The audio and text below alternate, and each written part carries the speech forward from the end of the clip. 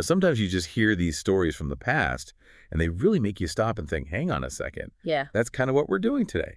Yeah, we've been digging into some really fascinating reports, new findings, all about these unsolved mysteries from, well, all over the place. Exactly. Consider this like your own little expedition into some historical head-scratchers. We've looked at archaeological stuff, even a documentary transcript. Absolutely. The goal for this deep dive isn't just to list mysteries, but to actually, you know, unpack the clues, see where they might lead. And these aren't your standard history lesson Yeah. mysteries. We're talking about things that could genuinely, flip our understanding of the past. Like, have you ever thought about ancient people, maybe even pyramids, in Antarctica? Yeah, it's a wild thought, isn't it? Hmm. Buried under all that ice. We're definitely going to look at the evidence that's got some people thinking that way. Yeah.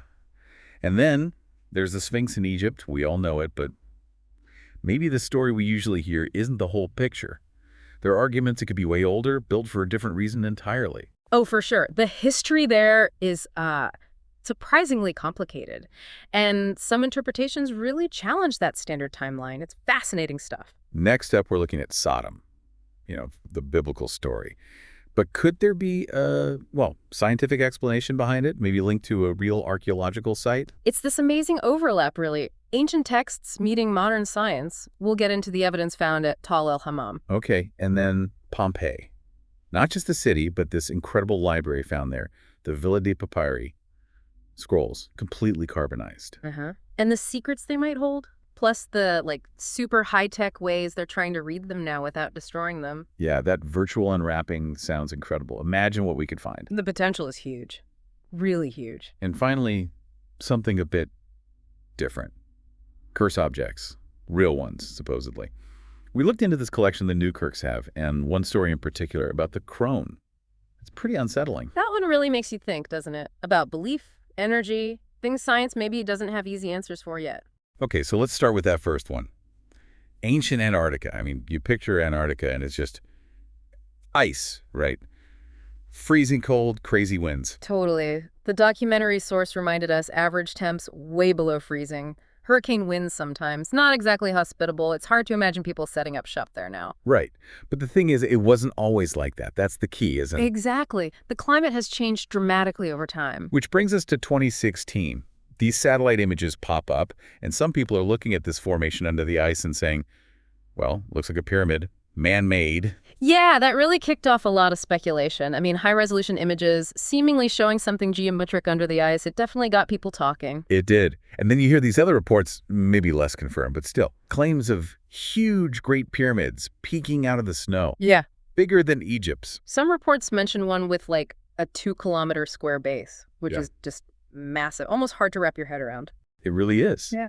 So the big question becomes, could ancient humans have actually gotten there and lived there before it all froze over? It's a huge question. And while it's still debated, there is some intriguing evidence. Scientifically, it's possible parts of Antarctica were ice-free until maybe 4000 BC. Which is, a time when civilizations were definitely up and running elsewhere, so the timing isn't completely impossible. Right. And then you have these Polynesian stories. This French academic, Aurore, wrote about them in Out of Antarctica. Oh, yeah. Tell us about that. Well, these traditional stories talk about their culture heroes traveling to a strange land, a land with white rocks, which sound a lot like icebergs, and creatures like seals and penguins. And get this, the Polynesians apparently believed this land was where their ancestors came from. Wow. That's pretty specific. Why would seafaring people have a tradition about an icy land being their origin unless there was some ancient connection? It definitely makes you wonder about early migrations, doesn't it? Things you might have missed. Totally. And then there's the geology. Those German scientists in 2017 drilling into the seafloor off Antarctica. Yeah, that was huge. They didn't just find mud and rock. Their core samples pulled up evidence of over 60 different types of plants, rainforest plants. Rainforest in Antarctica. Exactly. Pollen, spores, indicating a climate like northern Italy today, temperate. warm enough for lush forests. Finding that under the Antarctic seabed is just astonishing. So you put it all together, the potential pyramid shapes, the possibility of ice-free land, the Polynesian stories, the rainforest evidence. It paints a picture of a very, very different Antarctica in the past. A dramatically different one. It really challenges our assumptions about where early humans could have gone and what they might have achieved. It opens up massive questions about climate change, too, on a huge scale. Okay, wow. Let's shift gears. Head over to Egypt, the Sphinx. Instantly recognizable, right? Yeah. Huge, 240 feet long, carved from one single rock outcrop. An incredible piece of work. And for literally thousands of years, as the documentary pointed out, it was mostly buried in sand, just the head sticking out. Yeah, you see those old drawings like when Napoleon was there, just the head, kind of eerie. It wasn't fully dug out until the 1920s. Emil Bars. Must have been amazing to see the whole thing emerge. A landmark moment in archaeology, for sure. Now, the standard story, the one most Egyptologists teach, is that King Khafre built it around 2500 BC, part of his pyramid complex. Right, that's the textbook version. But there's this other evidence that makes things complicated, the inventory stela. Ah, yes, the stela. It's not new, but its implications are pretty significant. It's a stone tablet, about 4,600 years old, and it actually records Pharaoh Khufu. Who was before Khafre. Exactly. It records Khufu repairing the Sphinx after a lightning strike, apparently. So if Khufu was repairing it, it must have already been old in his time. Which means it couldn't have been built by Khafre, who came later. That throws the whole 2500 BC date out the window, doesn't it? It certainly challenges it significantly. Some researchers look at that stela and argue the Sphinx might even predate the known dynasties. Go way, way back. That's a radical idea. Yeah. So is there physical evidence on the Sphinx itself to back that up, beyond the stela? Well, the main argument revolves around erosion. Specifically, the type of erosion you see on the Sphinx's body and the walls of the pit it sits in. How is it different? The documentary mentioned wind versus something else. Right. Most of the Giza Plateau shows wind erosion, which makes sense for a desert. But the Sphinx and its enclosure show really clear signs of water weathering, patterns caused by lots and lots of rainfall over a long time. Rainfall in the Sahara. But it's been a desert for thousands of years. Precisely. That's the puzzle. Where did all that rain come from? The proponents of an older Sphinx say this water erosion points to a time when the climate there was much wetter. Like when? Potentially, way back, maybe around the end of the last ice age, sort of 10,000 BC, give or take. A period when North Africa wasn't the desert we know today. So we could be looking at the Sphinx being thousands of years older than we thought, built during a completely different climate period. That's the theory.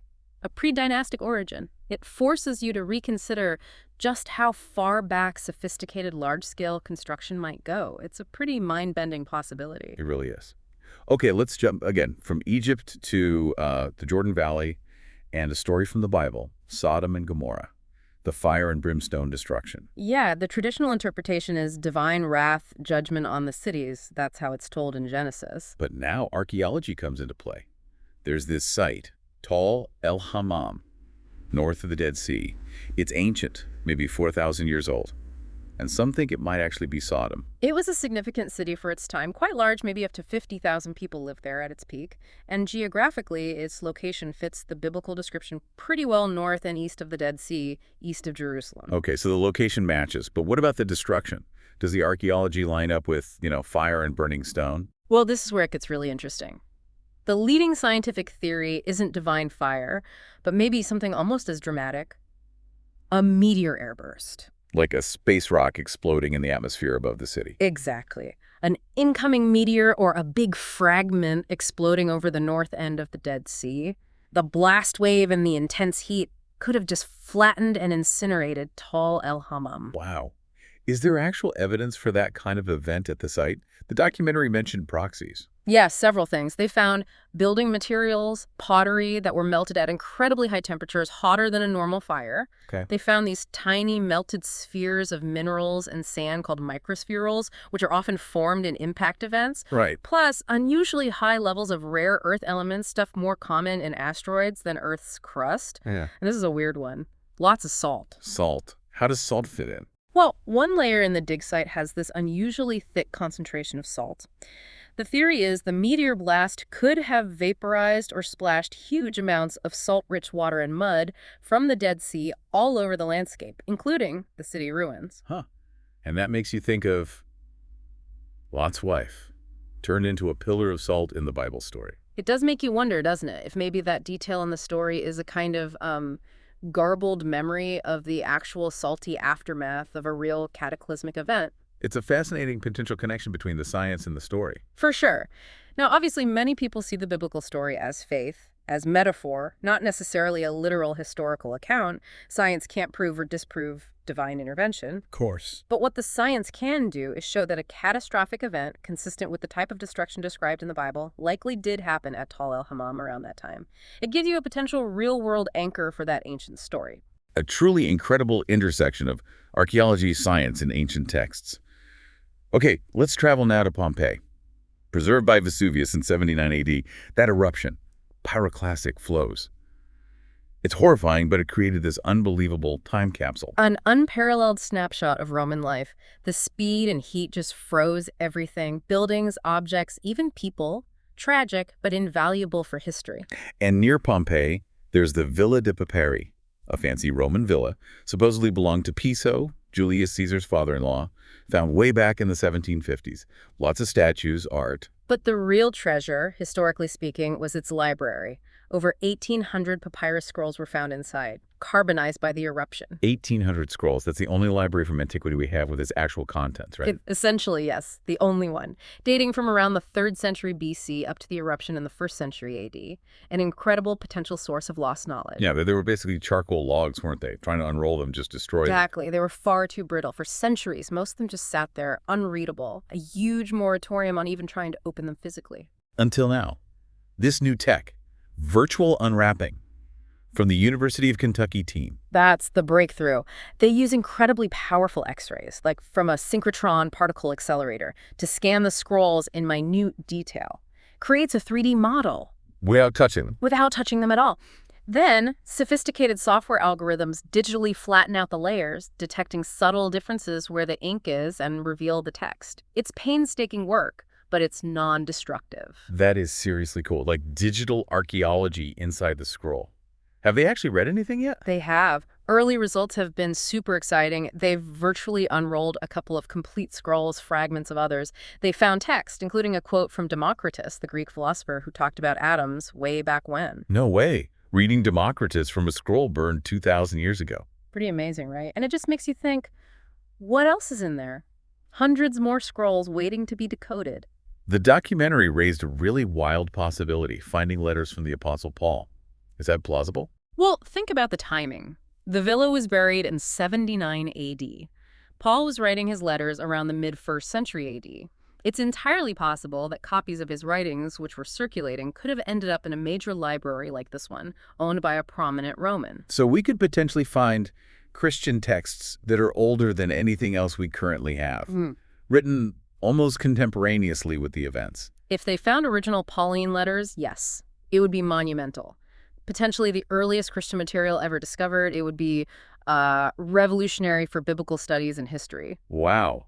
The potential there is just staggering. This technology could unlock so much lost history. It really could. It's changing how we can interact with fragile artifacts and access knowledge we thought was lost forever. Okay, for our last stop, we're going somewhere a bit stranger. The world of cursed objects. Specifically, this collection Greg and Dina Newkirk keep in Cincinnati. Right.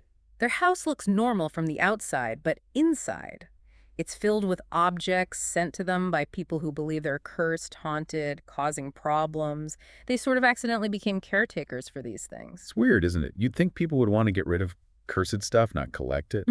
But there's this human fascination. The documentary suggested maybe being cursed makes an object feel special. There's definitely a psychological element. The power of suggestion is strong. But the Newkirks themselves, they talk about it as a heavy responsibility, not just a curiosity. They feel they need to safeguard these items properly. And some of the stories are pretty creepy, like a deer skull from Nashville that supposedly caused illness, a car crash.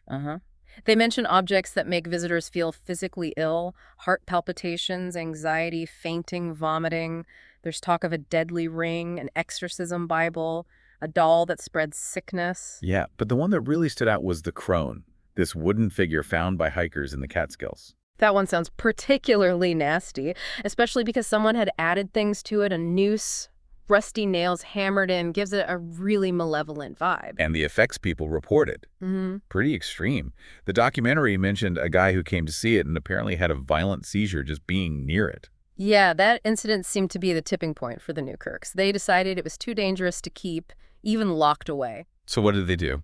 They decided to take it back to the Catskills where it was found, to perform some kind of cleansing ritual, which in itself shows they take the potential power seriously. What did the ritual involve? It sounded intense. According to their account, they formed a circle, carefully pulled out the nails. They heard strange noises, footsteps in the woods around them, felt this weird electric pop in the air. Seriously. That's what they described. And then right after, a pack of coyotes apparently started howling nearby, which they took as a sign the ritual was done, the negative energy dispersed. Afterwards, they said it felt like, well, just a block of wood. Wow. Whether you believe in curses or not, that's quite a story. It makes you think about belief, energy, suggestion, all that stuff. It really does. It sits right at that edge of what we can easily explain. What makes an object feel charged or dangerous? Is it the object itself or the stories and intentions we attach to it? So quite a journey we've taken today. Antarctica, Egypt, the Jordan Valley, Pompeii, even a suburban house full of creepy objects. Yeah, from ancient potential civilizations under ice to the real age of the Sphinx, a possible meteor behind a Bible story, unlocking scrolls with X-rays and wrestling with cursed artifacts. It all just shows how much we're still discovering, right? And how much we still don't know about the past and maybe even the present. Absolutely. We've looked at Antarctica's hidden past, questioned the Sphinx's timeline, explored a scientific angle on Sodom, seen the potential of the Vesuvius scrolls, and touched on the power of belief with those objects. So many questions still linger.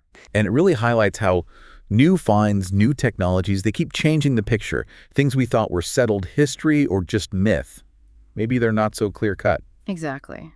That line between myth and reality, science and the unexplained, can be pretty blurry sometimes, can't it? Makes you wonder what discoveries are just around the corner. Maybe this deep dive is just the beginning for anyone listening.